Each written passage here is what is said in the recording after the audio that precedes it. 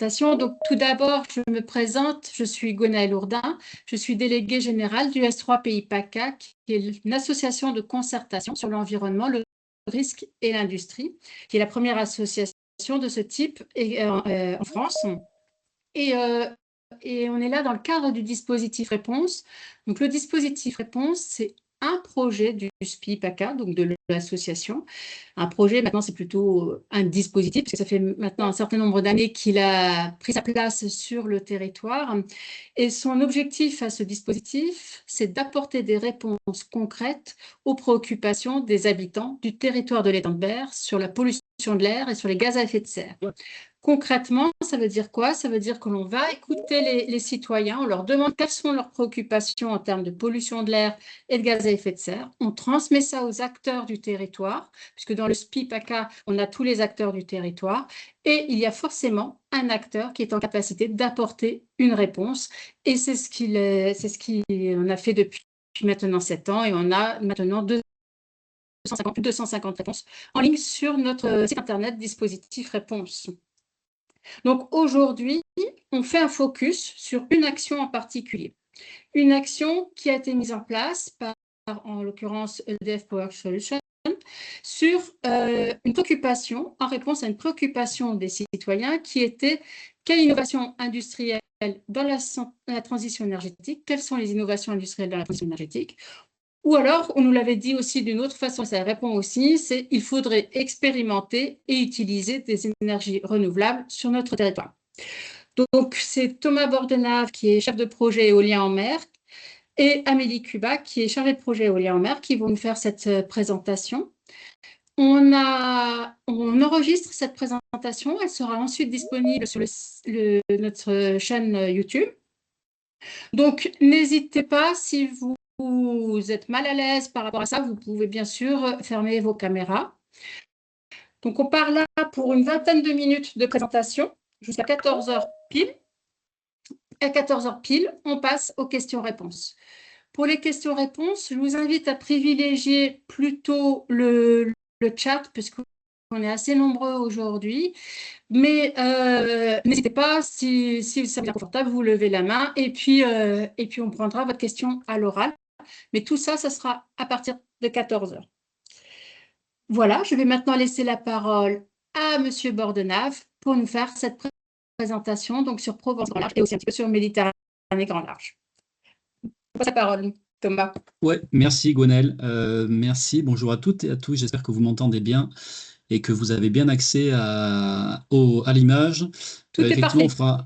on fera une présentation à deux avec Amélie. Donc l'idée qui a été convenue, c'est de faire une présentation sur 20 minutes. Donc on va aller assez vite. On ne pourra pas évidemment rentrer dans le détail de tous les sujets. On a prévu aujourd'hui un agenda en 4 points. On ira assez vite sur les 2 premières parties, notamment la partie contexte énergétique. Je pense que la plupart d'entre vous est sensibilisé aux questions énergétiques, mais bon, en tout cas, on avait à cœur d'amener quelques éléments. Et puis après, le reste se portera sur Provence Grand Large, que certains d'entre vous connaissent aussi, j'imagine, et Méditerranée Grand Large, qui est notre nouveau projet qu'on détaillera juste après. Donc je commence sans plus attendre sur ce support. L'idée, alors avant de commencer, de quoi parlons-nous? On parle de parc éolien en mer, qui est résumé là sur cette image. Ce qu'il faut savoir, c'est que nous, en tant que maître d'ouvrage EDF Power Solutions et des partenaires, puisqu'on n'est pas tout seul pour porter ces projets-là, on s'associe à d'autres entreprises, on travaille sur la partie parc éolien en mer. Donc c'est le numéro 1 et une partie du numéro 2 là sur le schéma, une partie des câbles. Et ensuite, tout ce qui concerne le raccordement au réseau électrique terrestre est porté par un autre maître d'ouvrage qui s'appelle RTE. Donc entre le poste de transformation numéro 3 et le réseau numéro 6. Donc tout ce volet-là n'est pas abordé aujourd'hui dans la présentation et est porté par le réseau de transport d'électricité RTE. Donc on s'attardera, nous, sur vraiment ce qui nous concerne, les parcs éoliens en mer. Rapidement, EDF Power Solutions, qui sommes-nous? On s'appelait EDF Renouvelable il y a un peu plus d'1 an. On a changé de nom il y a 1 an, mais on n'a pas changé en termes d'activité. Là, on fait vraiment un focus sur la Méditerranée. On travaille donc sur aujourd'hui plusieurs projets d'éoliennes en mer. Le premier, Provence Grand Large, qu'on abordera, Méditerranée Grand Large également. Et puis plus récemment, si vous l'avez vu passer et que vous suivez l'actualité de l'éolien en mer, l'État a ouvert et lancé un nouvel appel d'offres qui s'appelle l'appel d'offres numéro 10 et qui concerne tous les sites qui sont sur l'image de droite, en rose et en bleu, avec des noms qui ont été donnés par l'État. En rose, c'est des projets éoliens flottants et en bleu, ce sont des projets éoliens posés. Donc vous voyez, ça concerne l'ensemble des façades françaises et donc ça totalise à peu près 10 gigawatts de nouveaux projets, dont à peu près 3 gigawatts d'éoliens flottants en Méditerranée sur les sites qui apparaissent là sur la carte, Golfe du Lion Centre 1 et 2, Golfe de Fos 2 et Narbonnaise Sud Hérault. Donc aujourd'hui, on est dans une phase où on répond, on est candidat à cet appel d'offres et on va répondre pour des dépôts de candidatures attendus au mois d'octobre 2026 et une attribution d'après l'État en tout début d'année 2027. Le contexte énergétique. Alors l'idée, c'est de présenter dans cette partie dans pourquoi nous faisons ce type de projet et dans quelle politique énergétique ils s'inscrivent. On a rappelé quelques éléments assez génériques sur les chiffres clés de l'énergie en France, typiquement, un point qu'aujourd'hui on commence à bien connaître avec la situation qui s'est déroulée ces derniers mois, sur la situation de ultra-dépendance de la France aux énergies fossiles. 60%, on en dépense à hauteur de 60% dans l'énergie consommée, et à hauteur de 70% si on considère les biens et services importés.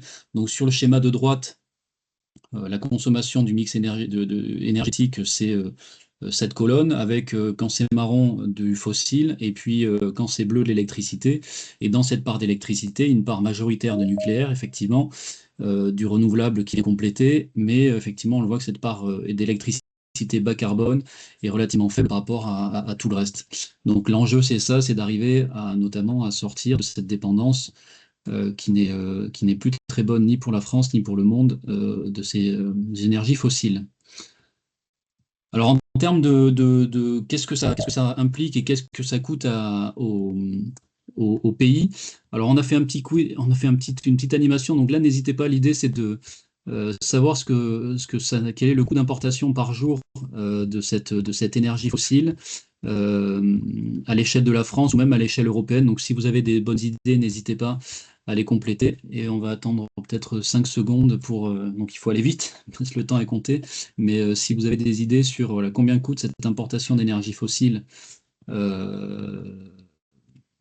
chaque pouvez jour écrire pour la directement France, dans le chat. voilà, J'ai mis n'hésitez un pas à petit écrire message. quelques On propositions. verra qui est le plus proche. Il faut Donc aller, c'est il par faut jour. dégainer Un à la fois montant en par France ou jour. Europe. Peut-être donner une échelle quand même, parce que ça paraît très Ah, difficile comme ça. c'est très difficile, ça se compte en millions. Ah ah. On va laisser quelques secondes et puis après on va enchaîner parce que sinon Ouais. on va glisser trop sur le timing. Ah, là, j'ai 10 Une millions. proposition 10 à 10 millions, millions. allez, voilà, c'est 10 la millions première par jour. enchère, c'est bien. 300. Là, j'ai 5 300 milliards. millions. 5 milliards, 100 millions. 100 millions. Qui Allez, dit vrai? je donne Tu donnes la réponse. Vous 150 êtes pas millions. très loin. Vous êtes pas très loin. Ça s'en En fait, c'est rapproche, ça, ouais. on s'en rapproche, 200 millions. Mais voilà, 200 millions. monsieur ou madame Bravo. Tyran a la bonne réponse pour la France. Effectivement, c'est ça, c'est 200 millions d'euros par jour de coût d'importation d'énergie fossile à l'échelle française et à l'échelle européenne, c'est 1 milliard d'euros par jour. Donc voilà, c'est des ordres de grandeur qui montrent que d'un point de vue économique, cette dépendance, elle nous coûte très cher et elle pénalise à la fois nous, habitants, citoyens, collectivités, entreprises, voilà, de manière assez forte. Je passe sur, donc du coup, quelles sont les solutions et qui travaille sur ces questions-là et de quelle manière ça s'organise. On a l'intérêt en France, c'est ce qu'on met sur cette diapo, d'avoir des structures qui réfléchissent à des scénarios de transition pour atteindre cette fameuse neutralité carbone, donc arriver à émettre le moins possible et ce que la Terre est capable de supporter. Donc RTE a fait un travail intéressant qui s'appelle Futur énergétique 2050. Il y a d'autres organismes qui ont fait également des scénarios qui sont regroupés dans un site qui est très intéressant, que je vous invite à regarder, qui s'appelle comprendre2050.fr. et qui regroupe des scénarios de l'ADEME, de Negawatt ou de Sheet Project qui ont fait aussi un travail assez important de transition, voilà, pour définir quels sont les modes de consommation, de production qu'il faudrait développer pour arriver à cet objectif. Il y a des travaux qui ont également été faits, on en a juste résumé deux, mais vous avez les sources aussi qui sont indiquées. Un à l'échelle de l'Europe qui a été fait par le groupe EDF, donc un scénario net zéro 2050 européen, ou le scénario net zéro de l'Agence internationale de l'énergie, qui lui a été fait à l'échelle mondiale et qui est aussi intéressant à regarder avec des infographies assez bien faites si vous cliquez sur le lien. Ces scénarios s'accordent tous, ce qu'il faut retenir, on peut en sortir, donc il y en a déjà un certain nombre et c'est l'intérêt, mais ils s'accordent tous pour dire qu'il y a des leviers qui sont finalement nécessaires et voilà, dont on ne peut pas se passer, qui sont résumés là sur cette diapo, les stratégies de décarbonation qui reposent sur 4 leviers. L'électrification des usages, on en entend pas mal parler en ce moment, l'accroissement de la production d'électricité bas carbone, qui elle est absolument nécessaire, le développement des réseaux, on est bien concerné ici sur le territoire pour le savoir, et puis également un point important et qui est aussi souvent, assez souvent soulevé, les questions d'efforts d'efficacité énergétique et de sobriété. L'idée étant de partir de la situation actuelle sur le camembert du centre de l'image à une situation tout à droite où finalement la part d'énergie fossile est très importante et deviendrait quasiment nulle, voire pas complètement, mais presque à horizon 2050. Donc on a 25 ans pour arriver à opérer ce changement-là. Autant dire que c'est un travail monstrueux qui est devant nous. Je continue. Voilà, donc quelques extraits sur les scénarios, enfin de ces travaux sur les scénarios. Grosso modo, c'est ce que je disais juste avant. Le développement massif, c'est ce que dit l'ADEME, hein, tous les scénarios impliquent un développement massif des énergies renouvelables, solaires, éolien terrestre et en mer, et y compris dans un scénario de forte sobriété. L'ADEME a fait un travail sur un scénario extrêmement sobre, où on réduit à l'échelle individuelle collective sa consommation d'énergie de manière assez drastique, et y compris dans ce cas-là, on a besoin notamment du développement de renouvelables. C'est le message un peu à retenir de tous ces travaux. Alors sur l'éolien en mer, comment est la situation? Quelques éléments assez de contexte. Il y a deux technologies aujourd'hui qui sont développées dans le monde. La première, c'est l'éolien offshore posé. Donc sur l'image de droite, ce sont les éoliennes qui sont vraiment, où vous avez la fondation qui traverse la colonne d'eau et qui va s'enfoncer dans le sol marin. Et puis, plus récemment, donc depuis, on va dire, une dizaine d'années, des concepts d'éolien en mer flottant, image, donc tout à droite de l'image, avec des flotteurs de manière différente, on ne va pas rentrer dans le détail, mais en tout cas qui permettent de s'installer sur des eaux bien plus profondes, la limite étant à peu près les 50 mètres de fond. Donc sur l'image de gauche, finalement, ça illustre assez bien les zones géographiques potentielles d'un point de vue profondeur d'eau. En jaune-vert, c'est intéressant pour le éolien flottant. Donc vous avez un gros potentiel hein, finalement sur le plateau du Golfe du Lion en Méditerranée, sur le plateau atlantique. Et puis sur les zones rouge-orange, c'est effectivement là où s'est développé historiquement l'éolien posé, notamment la mer du Nord, où on a une mer très peu profonde et un développement d'éolien en mer qui s'est beaucoup développé depuis les années 90. En termes de taille d'éoliennes aussi dans le contexte, voilà, cette image résume assez bien que les premières éoliennes étaient toutes petites et toutes mignonnes. Et puis depuis, la taille a grossi. C'est un des facteurs de levier de baisse de coût pour l'éolien en mer. On met des machines plus grosses, mais on a besoin de moins d'infrastructures et moins de fondations, moins de câbles pour une puissance égale. Donc effectivement, ça fait partie des points importants. Donc les éoliennes à terme seront assez grosses. Provence Grand Large, on y viendra, mais c'est à peu près, la hauteur en bout de pale, c'est 174 mètres pardon, en bout de pale, avec 8 MW de puissance. Les prochaines éoliennes sur Méditerranée Grand Large, on sera à minima sur des 15 MW, donc quasiment x2, avec une installation à horizon 2031-32. La situation en France, donc on l'a vu que l'éolien en mer était un des leviers pour développer la production d'électricité bas carbone sur le territoire. Ça, c'est le schéma français. Grosso modo, au niveau mondial et européen, les objectifs sont à peu près les mêmes. Développement quasi exponentiel, avec la situation aujourd'hui en 2026, donc plusieurs parcs installés, et puis un objectif de 45 gigawatts pardon, d'ici 2050, répartis de manière voilà, sur les façades Manche, mer du Nord, Nord-Atlantique et Méditerranée. Dans le monde, juste pour vous donner une idée, mais dans le monde, quelle est la situation? Ça se développe également beaucoup. Le Royaume-Uni étant le leader aujourd'hui européen de l'éolien en mer, et depuis quelques années, la Chine s'est lancée et a dépassé tout le monde de manière assez spectaculaire, et a voilà, des chiffres d'éoliennes installées qui sont très importants. Voilà, je passe à la partie 3. J'espère que ça va pas trop vite, mais ça nous permet d'enchaîner et peut-être que vous aurez des questions, on pourra y revenir. Provence Grand Large, donc un certain nombre de partenaires qu'il est intéressant de rappeler. Le projet avait été retenu à un appel à projet lancé par l'ADEME en 2015-2016. On a eu des soutiens divers, notamment de la région sud ou de la métropole. Et puis le projet effectivement labellisé par les pôles Cap Énergie et Pôle Mer Méditerranée. Provence Grand Large, on a mis quelques diapos donc pour voilà, donner la situation. Donc Provence Grand Large a été initié en 2011 déjà. Certains d'entre vous peut-être avaient participé à des travaux liés autour de la concertation dès ces années 2011-2012. Depuis, il s'est passé pas mal de choses et le parc a pu commencer sa construction en mer, son installation en mer à partir de l'année 2023, et ensuite a été définitivement raccordé et mis en service de manière complète en juin ou en toute fin mai 2025. Donc ça veut dire qu'aujourd'hui, on vient de passer il y a quelques jours, ou il y a à peu près un mois, le premier anniversaire, on a fêté sa première bougie d'année d'exploitation. Et donc avec des chiffres qui sont très intéressants, enfin en tout cas qui sont conformes aux chiffres que nous avions prévus en termes de production électrique. Donc on a une valeur qui n'est pas forcément très parlante, mais 94 gigawattheures qui ont été produits sur cette année d'exploitation, et un facteur de charge moyen de 45%. Donc c'est un facteur de charge qui nous permet aussi de comparer entre sites.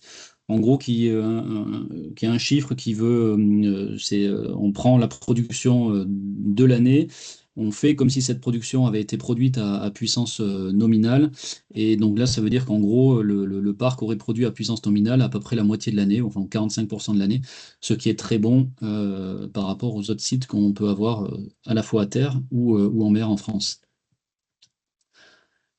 Le rappel, mais ça, je pense qu'une bonne partie de l'audience voilà, le situe bien.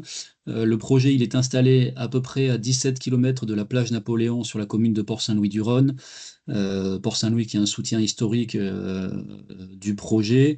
Il est sur des fonds à peu près de 100 mètres de profondeur, donc comme je le disais tout à l'heure, assez intéressant pour l'éolien en mer.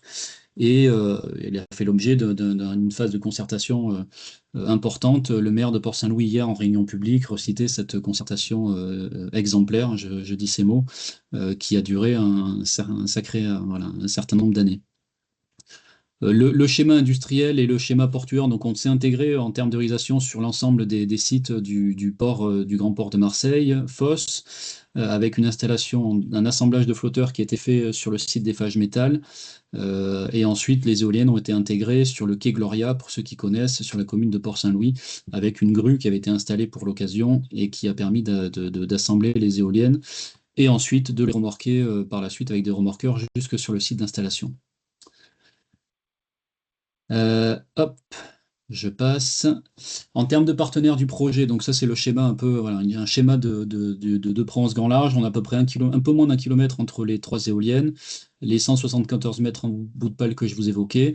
Et ensuite, en termes de partenaires, donc on a travaillé avec Siemens Gamesa qui fournit les éoliennes et qui fait aussi l'exploitation et la maintenance. SBM Offshore qui nous a fourni et qui a fait l'installation des éoliennes en mer, mais qui a fourni les flotteurs et le système d'ancrage. Et Prysmian Group, qui lui a fourni et a posé les câbles électriques en mer. Donc on a 2 tronçons qui relient les 3 éoliennes, et ensuite on a un câble unique qui relie le parc au réseau terrestre, et pour lequel les travaux ont été faits par nous, et ensuite le câble a été rétrocédé à RTE. On avait fait les travaux dans le cadre d'une maîtrise d'ouvrage déléguée. Donc, on est sur une technologie extrêmement innovante. Je ne rentrerai pas dans le détail, mais c'est une technologie qui est très stable et qui permet à l'ensemble des éoliennes voilà, d'être quasiment sur une techno. Ça ressemble assez à des mouvements qu'on retrouve sur l'éolien posé, donc très stable par rapport à d'autres technologies. Alors, je vais passer la vidéo, mais on vous mettra le lien parce que pour pas perdre de temps, mais sur YouTube, vous pouvez avoir accès à un certain nombre de vidéos voilà, qu'on pourra sur lesquelles on pourra vous renvoyer. Ensuite, sur la partie maintenance, on voulait juste voilà, mettre quelques éléments. Donc, le projet va être exploité pendant 20 ans. Pendant ces 20 ans, on utilise 3 sites aujourd'hui. Une base qu'on appelle base d'opération et maintenance à Port-de-Bouc. Donc, il y a un petit local situé le long du quai des agglomérés pour ceux qui connaissent. On a aussi un bateau qui est à disposition, le Fosse Élève, là c'est la petite image que vous avez qui est amarrée au chantier de Provence, là aussi pour ceux qui connaissent. Et donc là, dans cette base, on a du personnel de chez nous et du personnel de Siemens Gamesa Renewable Energy, et donc voilà, qui est la base où on stocke du matériel. On a les équipes qui vont depuis cette base jusque sur les éoliennes pour des opérations de maintenance. Ensuite, le site est aussi, on a ce qu'on appelle un centre de supervision qui, lui, est un peu le centre névralgique qui suit la production, les défauts, voilà, les messages d'erreur qui peuvent apparaître sur le parc, qui est situé à côté de Béziers, dans un village qui s'appelle Colombier, donc il y a à peu près 180 personnes, et qui vont suivre l'ensemble des productions des parcs, à la fois solaires ou éoliens de Devport Solutions.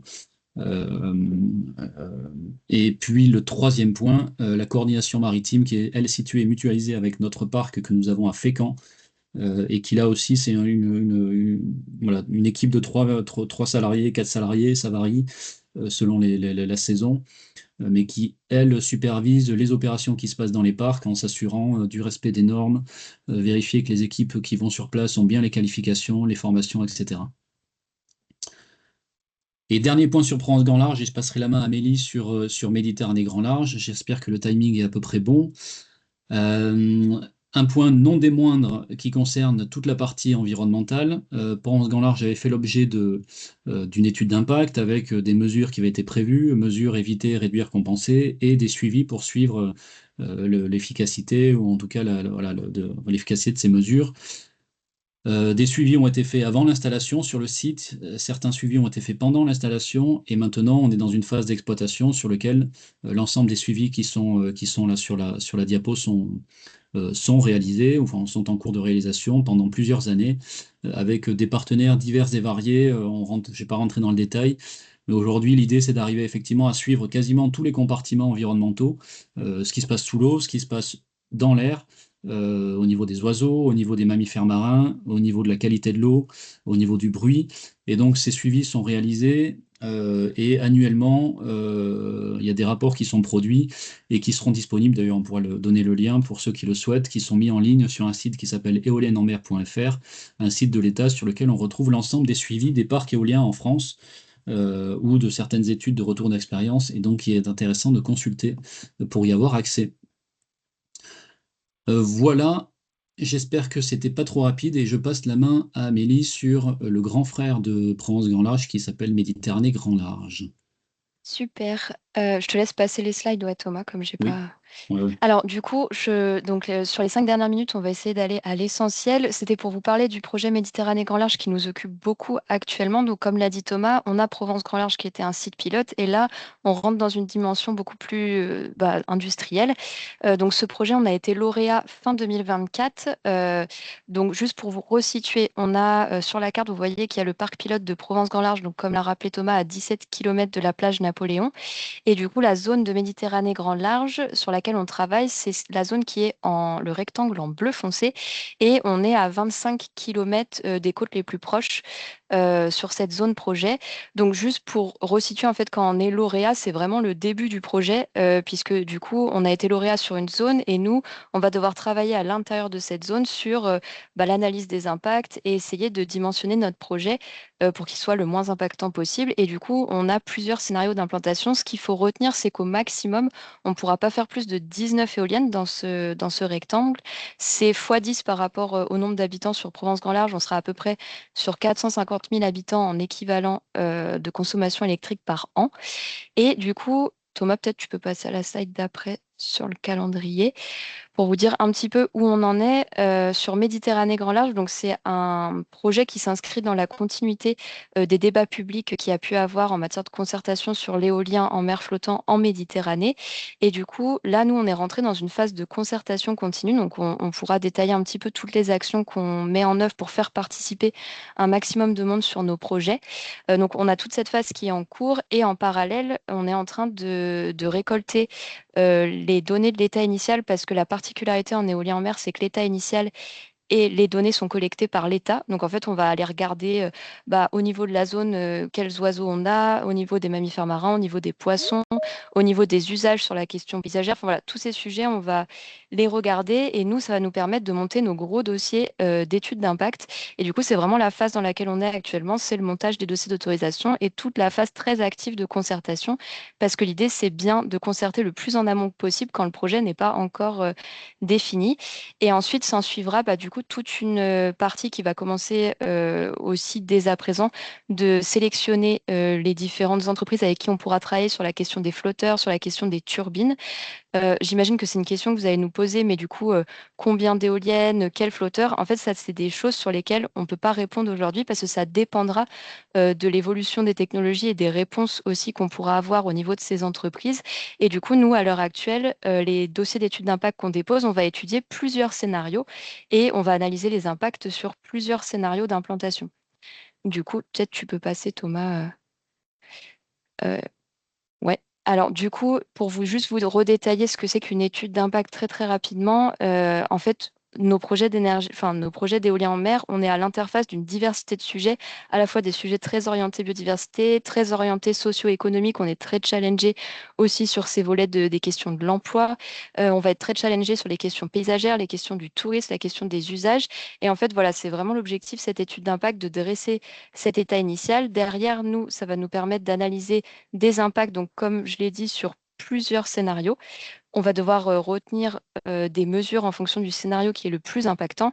Et là, je rentrerai peut-être pas trop dans le détail, mais du coup, en fait, c'est vraiment quelque chose qui est cadré par le Code de l'environnement et on travaille avec une diversité de bureaux d'études qui est chacun expert du sujet, parce que nous, on n'est pas forcément expert sur tous ces compartiments, mais on se fait accompagner. Caractéristiques variables, du coup, je l'ai évoqué, mais c'est vraiment le message, c'est que nous, nos dossiers d'autorisation, on analyse plusieurs scénarios, plusieurs technologies. En fait, pourquoi on fait ça? D'un point de vue environnemental, ça nous permet d'aller analyser les impacts sur plusieurs scénarios, de mieux sécuriser le projet au niveau environnemental. Et en plus de ça, d'un point de vue purement technologique, en fait, nos dossiers, c'est des projets qui sont tellement longs, notamment sur les phases d'instruction, que si on devait arrêter un modèle aujourd'hui, on n'est pas sûr que demain, les éoliennes qu'on a prévues, les flotteurs soient encore disponibles sur le marché. Donc voilà, c'est pour s'adapter à cette réalité qui est très mouvante sur nos sujets. Peut-être la slide d'après. Je vois qu'il est 14 heures. Est-ce qu'on peut prendre 3 minutes pour Oui, conclure? allez-y, Ouais. finissez, oui, bien sûr. Ok, super. Donc pareil, une question, enfin, c'est vrai qu'on imagine beaucoup éolien en mer sur les sujets maritimes, mais du coup, dans nos sujets d'études d'impact et dans nos analyses, on a aussi le volet terrestre et le volet littoral qui rentrent en compte, et encore plus sur l'éolien flottant, puisque la particularité de l'éolien flottant, c'est qu'on vient assembler et construire nos éoliennes, comme l'a rappelé Thomas sur Provence Grand Large, au niveau des ports. Donc, il y a un gros travail qu'on mène avec les ports. Et du coup, ça rejoint un peu ce que je disais, où on doit travailler donc avec un scénario de référence qui est avec le port de Marseille. On étudie aussi d'autres scénarios, par exemple du côté de Port-la-Nouvelle.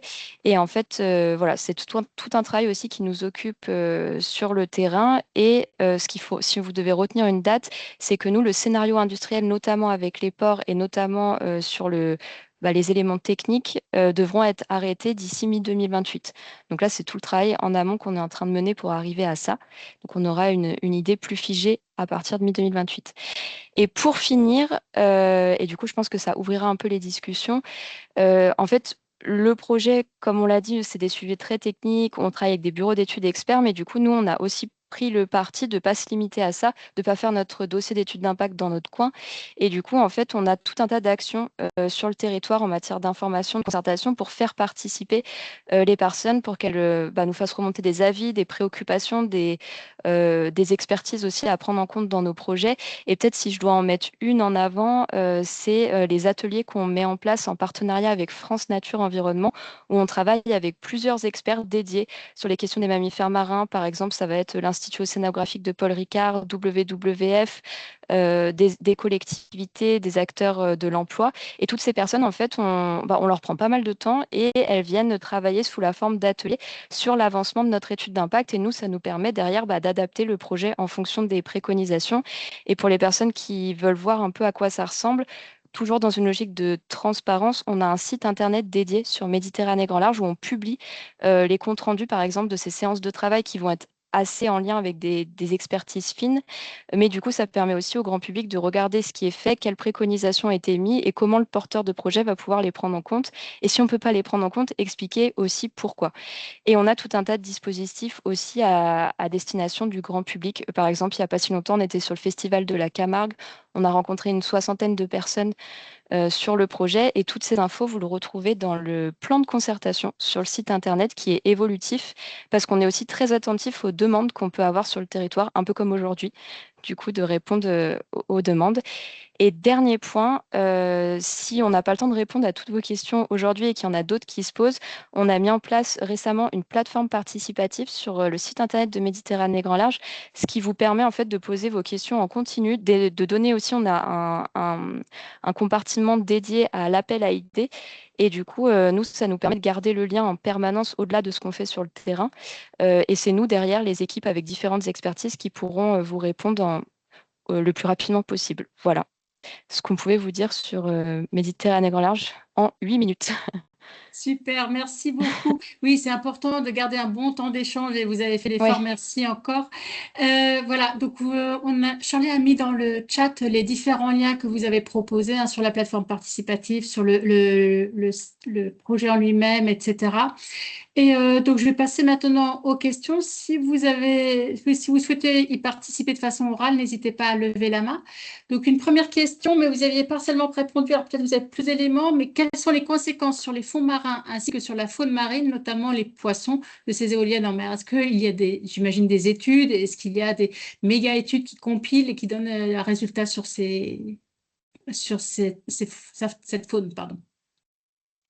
Ouais, alors difficile de répondre en quelques minutes, mais aujourd'hui, effectivement, ce qu'on peut dire, c'est que sur ces projets-là, on a des suivis qui sont réalisés, notamment sur Provence-Grand Large, mais pas que, sur l'ensemble des parcs éoliens en mer.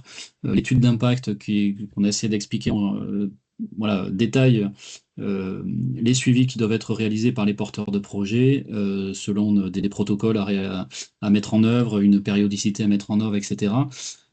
Ça, c'est effectivement suivi. Les pêcheurs professionnels sont aussi impliqués dans l'analyse, enfin en tout cas dans les résultats de ces suivis. Et donc aujourd'hui, typiquement sur Provence-Grand Large, ils sont en cours. Donc c'est ce qu'on disait, hein, ça fait un an que le projet est en exploitation. Donc on a ces suivis qui sont en cours et qui vont se poursuivre pendant plusieurs années. Aujourd'hui, alors on a des observations. Si vous allez sur YouTube aussi, on pourra vous mettre le lien également. On a des suivis par robots sous-marins qui s'appellent ROV, donc des robots pilotés à distance par des bateaux qui ont fait déjà des premières observations et on voit que la colonisation, enfin en tout cas, a extrêmement bien fonctionné sur Provence-Grand Large où on a vraiment un développement d'organismes autour des flotteurs et du coup toute une chaîne qui est en train de s'installer avec des poissons de différentes tailles qui commencent à apparaître. Donc c'est plutôt positif, mais c'est effectivement à suivre dans la durée. Et ça aujourd'hui, comme on le disait, ces différents rapports seront mis en ligne sur le site internet éolienneenmer.fr et vous pourrez rentrer, enfin pour la personne qui a posé la question, vous pourrez rentrer plus en détail en lisant ces rapports-là. Voilà. Vous pouvez rappeler le site, Thomas, s'il vous plaît? Alors, c'est celui que vous avez mis, c'est le site éolienneenmer.fr Ok, qui très bien. avait déjà été mis. Alors, j'ai conseil, après, c'est vraiment un conseil pour, voilà, pour s'informer sur vraiment toute la partie éolien en mer. à la fois environnementale, planification, réglementation, fiscalité, etc. Le site est assez bien fait et regroupe vraiment toutes les informations qui peuvent, voilà, qui sont utiles à la compréhension de la filière. Et donc, vous avez dit que sur ce site aussi, il y aurait les rapports. Ça répond à la question de Monsieur Becher qui voulait les rapports de suivi d'impact environnemental après la première année d'exploitation. Oui, c'est là où on va les télécharger, ouais, ouais, effectivement. D'accord. Il y a un volet environnemental et rapport scientifique et donc il y en a déjà, il y en a déjà pour notre parc ou pour d'autres, mais vous pouvez y accéder effectivement. Ouais. D'accord, très bien. Ensuite, on avait une question aussi sur la fabrication des éléments d'éoliennes. Est-ce en Europe, en Chine? Est-ce que vous avez des éléments là-dessus? Ouais, plusieurs éléments. Alors sur l'ensemble, aujourd'hui sur la filière éolienne en mer, ce qu'on peut dire, c'est que l'ensemble des projets réalisés jusqu'à présent sont quasiment 100% européens. Euh, le gros des composants est fabriqué ou assemblé en Europe et en France pour certains équipements. Euh, alors, il y a forcément des pièces électroniques qui peuvent venir d'Asie, mais aujourd'hui, ça représente une partie assez minime sur les projets éoliens en mer. Ça, c'est la situation aujourd'hui. Ça ne veut pas dire que cette situation n'évoluera pas. On sait que là, il y a des questions aujourd'hui assez importantes sur la capacité des chaînes de production européennes à répondre à ces objectifs. Hein. On a vu que les objectifs étaient assez importants pour la France, mais pour l'Europe, ça fait beaucoup de projets à construire, beaucoup d'éoliennes à construire. Et donc, effectivement, le paysage industriel risque d'évoluer. Bien que dans les derniers appels d'offres, et l'appel d'offres numéro 10, aujourd'hui, cet appel d'offres qu'on évoquait en introduction, qui porte sur 10 gigawatts d'éolien en mer, donc une dizaine de projets, a intégré un certain nombre de critères visant à, euh, à limiter le fait de faire appel à des technologies asiatiques notamment pour l'ensemble de certains, enfin pour certains composants qui ont été identifiés. Donc voilà, il commence à y avoir des critères de ce type dans les appels d'offres, ce qui n'était pas vraiment le cas jusqu'à présent, même si finalement, même sans ces critères-là, la chaîne industrielle européenne a répondu présente sur les premiers parcs. Mais effectivement, pour D'accord. la suite, il y a des critères voilà, qui ont été Oui, il intégrés ne sur faudrait les pas appels d'offres. remplacer une dépendance par une autre. Et là, en l'occurrence, on prend les précautions pour, quoi. On essaye, après, dans tous les cas, c'est certain que euh, c'est certain qu'aujourd'hui, il y a des matériaux où il y a certains équipements où on n'a pas de production, on n'a pas de production qui est faite en France ou en Europe. Ça, il faut en Mm. avoir conscience. On n'est pas, c'est pas la seule filière. Hein. Je pense que toutes les filières ou enfin, notre mode de vie entier est concerné. Ça concerne aussi l'éolien à terme, surtout pour répondre à ces demandes assez importantes. Ouais. Très bien. Comment se fait la cohabitation avec les navires, surtout en pleine Mistral? Euh, C'est une zone protégée, on peut s'en approcher avec un bateau, alors que ce soit ouais, un tanker ou un bateau de plaisance. Enfin, comment ça se passe? c'est une bonne question. Alors sur le site, alors sur Provence Grand Large, il y a un arrêté qui a été pris par la préfecture maritime. La réglementation hein, pour veiller à la bonne à la sécurité des biens et des personnes est effectivement prise par le préfet maritime hein, qui a autorité sur les eaux. Donc aujourd'hui, il y a un arrêté sur Provence Grand Large qui est disponible. Alors si vous allez sur le site internet de Provence Grand Large, on pourra le mettre aussi dans le chat. Cet arrêté réglemente par type de navire la façon de naviguer autour du parc éolien. Donc selon le type de navire, il y a des règles qui vont s'appliquer. Donc pas forcément rentrer dans le détail, mais effectivement, un navire de plaisance peut traverser le parc. Hein, donc c'est une ligne de 3 éoliennes, donc peut traverser le parc euh, en, en respectant une distance d'approche d'environ 150 mètres, par exemple, aux éoliennes, et en étant équipé d'un AIS, donc un système émetteur de positionnement.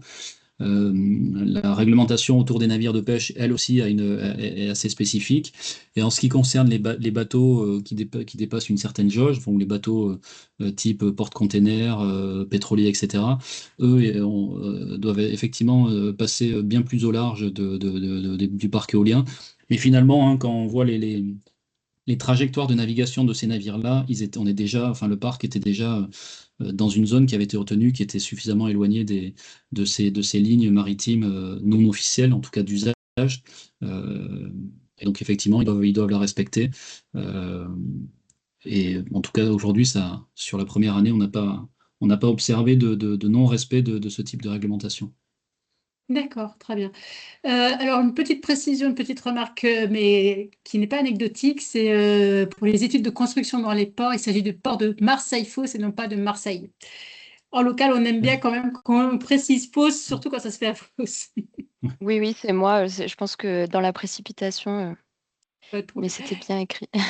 D'accord. Et ensuite, alors, effectivement, il y a une question, enfin, on a vu le projet d'EOS qui avait été présenté également, et il était question du problème de la hauteur, notamment avec la proximité de la base aérienne. C'est-à-dire qu'à construire les éoliennes sur la zone de fosse, la hauteur aurait gêné les avions de la base aérienne. Est-ce que vous êtes concerné par ces problèmes-là aussi?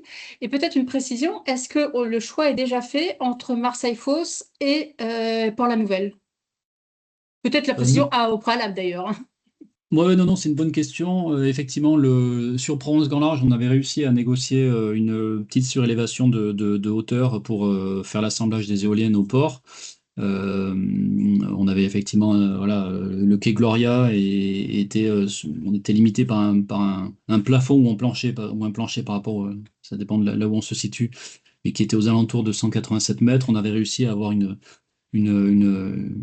modification au moins pour ces étapes-là. Mais par contre, effectivement, pour les futurs parcs, aujourd'hui, on a une vraie contrainte qui est liée aux activités de la base aérienne 125 d'Istres, qui limite et qui maintient cette limitation à 187 mètres. Ça veut dire qu'aujourd'hui, on est dans une phase où on réfléchit, on discute avec les autorités portuaires du GPMM ou de Port-la-Nouvelle pour regarder quel serait le meilleur scénario possible, enfin le scénario possible pour arriver à faire une intégration d'éoliennes en respectant cette contrainte qui est très forte, hein, pour laquelle nous avons été informés après l'attribution à l'appel d'offres, et donc qui aujourd'hui voilà, nous fait que le projet est un peu embêté par cette situation, mais enfin en tout cas, on fait tout pour trouver une solution qui nous permette de faire l'assemblage des éoliennes sans forcément partir à des centaines de kilomètres du site d'implantation. Donc il y a effectivement des discussions avec Port-la-Nouvelle et le port de Marseille-Fos. Ouais. Et le choix n'est pas fait hein, entre les Non, le deux choix n'est pas sites. retenu. Non, non, le choix n'est pas retenu. Alors, on a un jalon qui est fixé par notre cahier des charges de l'État qui nous demande d'arrêter un scénario industriel aux alentours de mi-2028. Donc, on fera sans doute le choix peut-être avant, mais aujourd'hui, le site, effectivement, le choix n'est pas retenu. Très bien. Et alors, la variation de production, comment est-elle gérée? Comment on gère ce problème? Alors, déjà, est-ce qu'il faut beaucoup de vent, plutôt peu de vent? Est-ce que Mistral, les éoliennes tournent ou au contraire ne tournent pas? Et est-ce que du coup, la gestion de la production, comment elle se passe, sachant qu'elle va être évidemment variable? Ouais, et je réponds après, Mélie, si tu veux compléter aussi, parfois, n'hésite pas.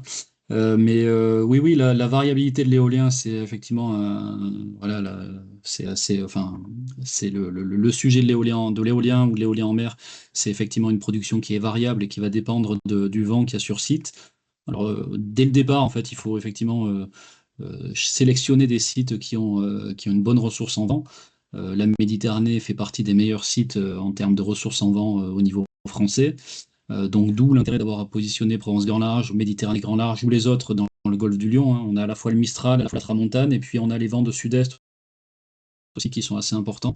Donc finalement, on est sur des sites qui sont très bien vantés et très bien fournis, donc d'où les très bons chiffres aussi de production que j'évoquais sur Provence Grand Large.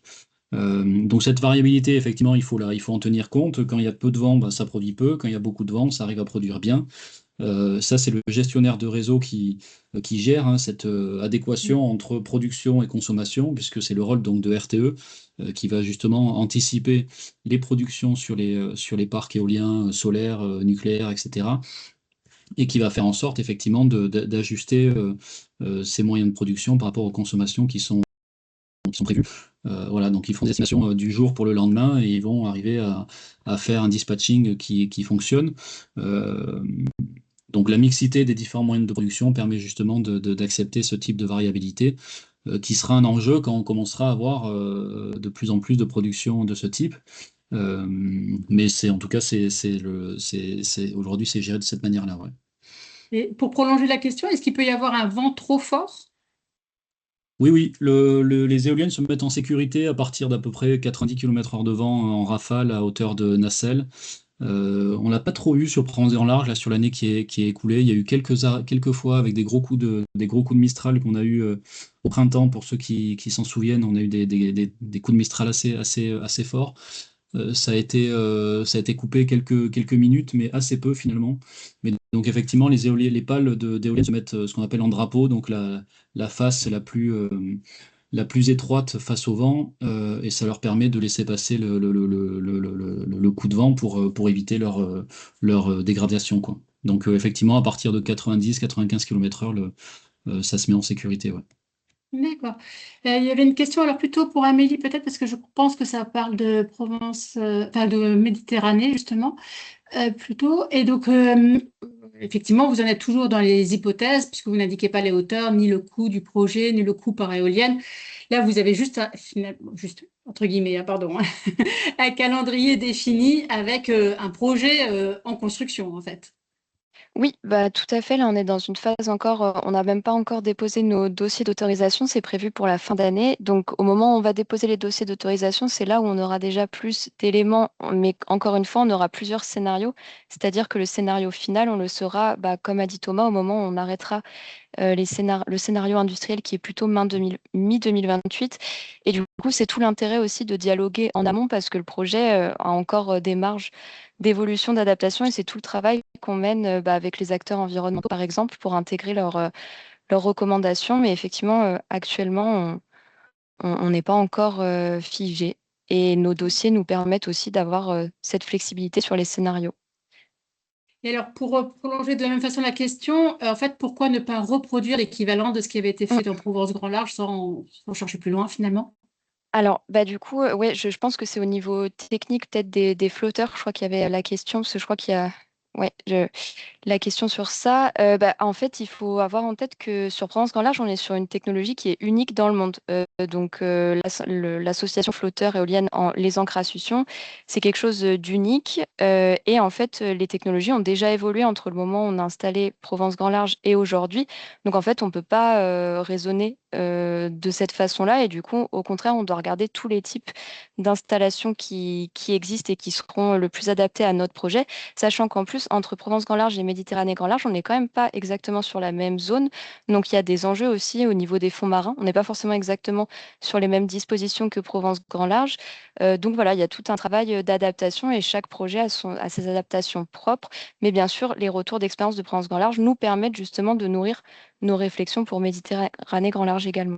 Je sais pas, Thomas, si tu veux compléter sur ce point. Non, mais c'est ça, à chaque nouveau projet, on refait une analyse des solutions qui sont proposées par les fabricants ou fournisseurs, designers de flotteurs. Provence Grand Large, hein, pour info, les trois flotteurs qui ont été installés, la société avec qui on a travaillé a fait une version 2 des flotteurs, donc c'est déjà plus les mêmes. Donc il y a déjà eu un premier retour d'expérience de leur côté sur les phases d'assemblage, etc. Et donc nous, ça nous permet justement de refaire à chaque fois des appels d'offres auprès des différents fournisseurs pour retenir une solution qui fonctionne bien à la fois sur les critères qu'on fixera, à la fois voilà, sur les critères de retombées, de coûts de fabrication, de mouvement, d'intégration environnementale, etc. Donc c'est vrai que on préfère ne pas se limiter tout de suite à une technologie et à refaire un round d'analyse. Et du coup, la question aussi se pose par rapport au retour d'expérience de Provence Grand Large.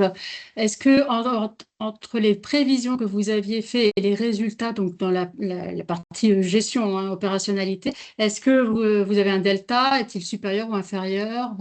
Comment? Bah, ce que j'évoquais sur la En termes partie de production, c'est production, hein. qu'on ouais, en termes de production, c'est qu'on est conforme. J'évoquais là, le facteur de charge de 45%, donc qui est effectivement Assez exceptionnel quand même. le facteur qui est assez exceptionnel.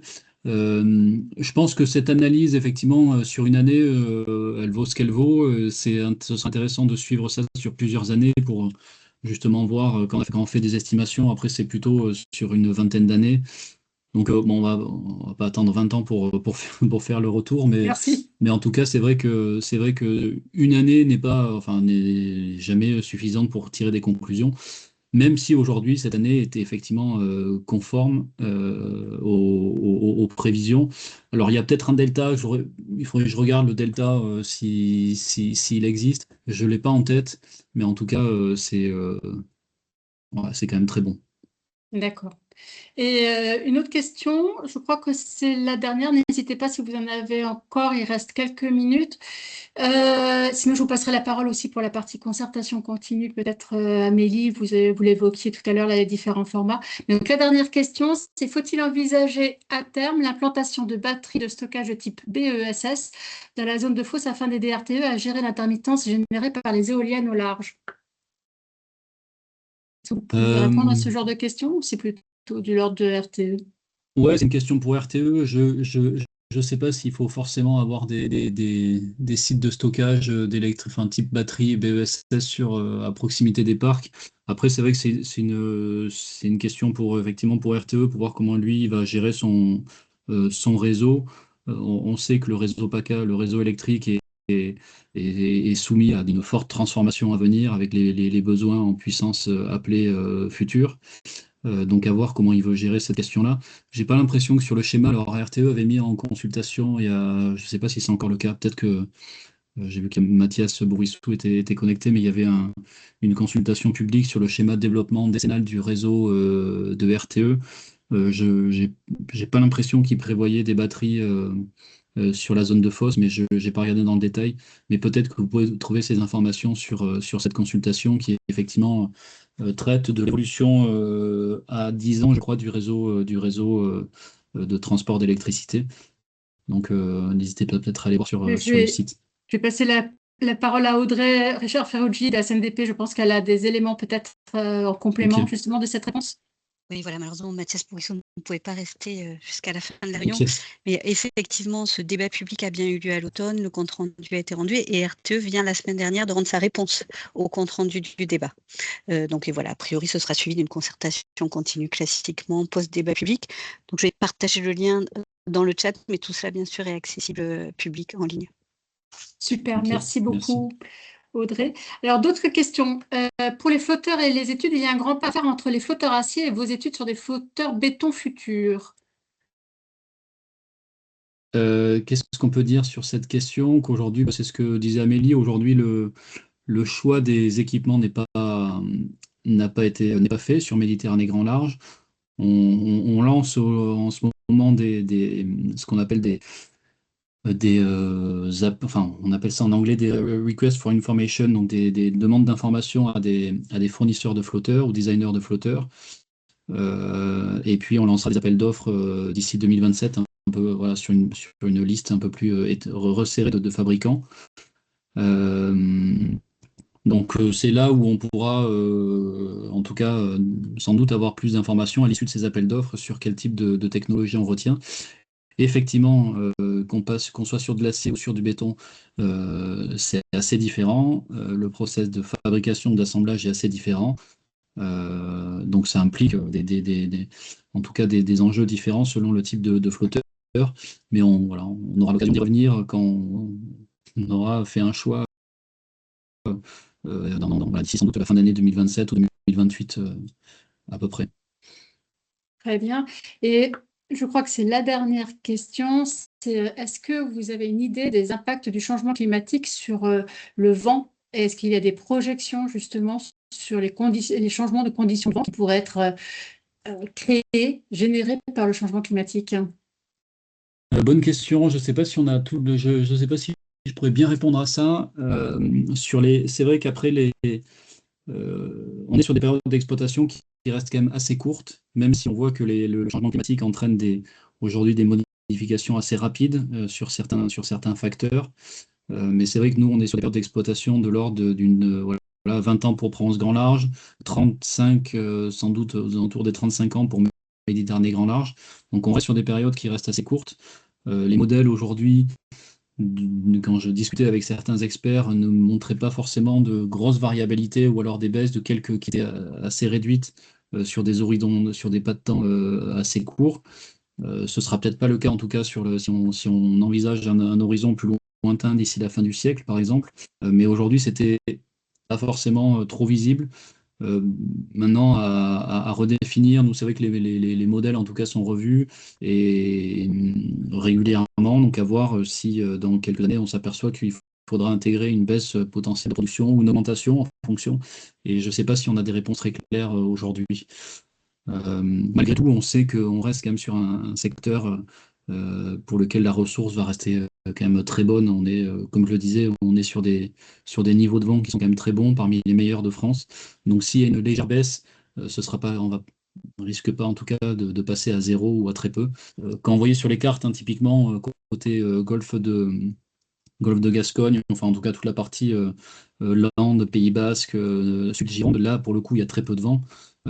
C'est pour ça qu'il n'y a pas de parc éolien, donc je suis pas sûr qu'on arrive à ces niveaux-là à horizon 30 ans. Très bien. Hum, hum, hum. Très bien. Du coup, je pense qu'on s'achemine là vers la fin. Peut-être, Amélie, quelques éléments sur la concertation continue? Oui, tout à fait. D'ailleurs, ça me permet de rebondir sur les questions qui sont posées là dans le chat sur de récupérer les questions qui ont été posées. N'hésitez pas, si vous voulez faire l'exercice, de nous remettre les questions sur la plateforme participative. Comme ça, nous, on pourra formaliser par écrit les réponses. Et du coup, ça nous permettra éventuellement aussi de préciser, nous, avec toutes nos expertises en interne, que ce soit ingénierie, que ce soit sur la question du gisement en vent, on pourra apporter encore plus de précision. Donc, n'hésitez pas à récupérer les questions, à les mettre sur notre plateforme participative. Et du coup, oui, sur les sujets de concertation, donc si vous devez retenir un document important sur notre site internet de Méditerranée Grand Large, c'est le plan de concertation qu'on essaye de faire évoluer au fur et à mesure. Et ça vous donne en fait une visibilité sur tout ce qui est passé et à venir sur le territoire en matière de concertation. Peut-être le message principal, c'est de rappeler, je crois que Thomas en a parlé hier, on avait une instance de concertation et des suivis qui était organisée par les services de l'État côté des préfectures maritimes notamment, et la préfecture d'Istres. Ça, c'est une instance qui est réglementaire, c'est un peu la seule sur Méditerranée Grand Large. Et du coup, tout ce que vous pouvez retrouver dans notre plan de concertation, c'est des actions qui sont volontaires de notre part dans cet objectif de concerter un maximum en amont. Par exemple, on a des actions de permanence d'information en médiathèque. Prochainement, là, on sera sur Port-Saint-Louis-du-Rhône, sur la plage Napoléon, la semaine prochaine, le 8 juillet, pour accueillir un concours, c'est le Wind Floating Challenge, un concours d'étudiants en école d'ingénieurs sur la construction de flotteurs. On va faire notamment un peu un stand d'information. N'hésitez pas à passer nous voir. Et à partir de septembre-octobre, on relance la phase des ateliers dont je parlais tout à l'heure avec tout un tas d'experts au niveau environnemental et où il y aura du coup tous les comptes rendus qui seront disponibles sur le site internet. Et après, nous, on est très à l'écoute aussi des événements qu'il peut y avoir sur le territoire. On est pas mal sollicité sur les questions de l'emploi avec les missions locales où on participe à des événements qui sont organisés sur le territoire.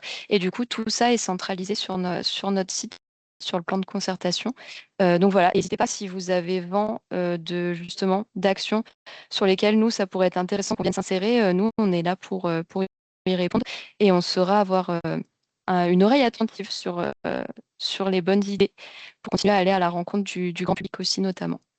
En tout cas, merci beaucoup à tous les deux de l'avoir fait aujourd'hui dans ce cadre du dispositif Réponse. Merci d'avoir répondu présent, de nous avoir expliqué très clairement les différents projets et où est-ce que vous en étiez et d'avoir répondu à toutes les questions qui ont été posées. Merci donc à vous tous aussi pour vos questions.